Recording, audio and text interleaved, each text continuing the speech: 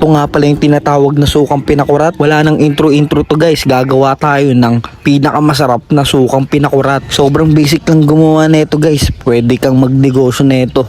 Gagawa nga tayo ng sukang pinakurat.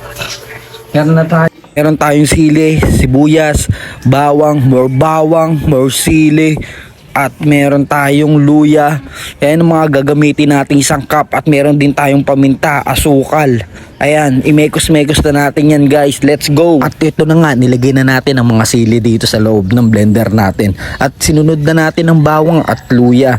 At sunod na natin ang mga sibuyas. Lagyan din natin ang asukal. At lagyan din natin konting paminta. Pag nalagay na nga natin lahat ng mga sangkap, isunod na natin ang suka. Sabi guys, sobrang sarap talaga nito.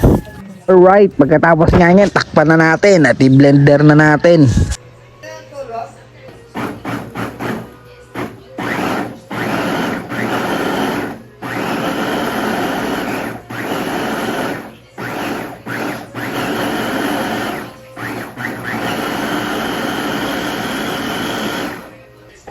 Pagkatapos nga natin i-blender ang mga sangkap, ito na nga yung kinalabasan. Ito na ang sukang pinakurat. Ito na nga pala yung sukang pinakurat.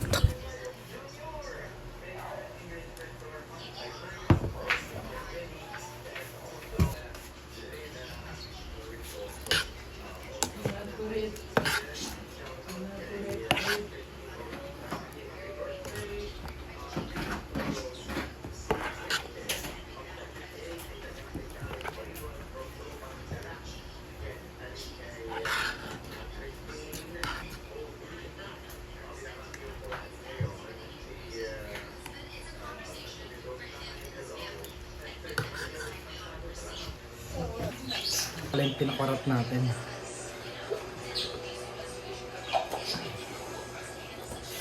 Tingnan ko, sobrang anghang.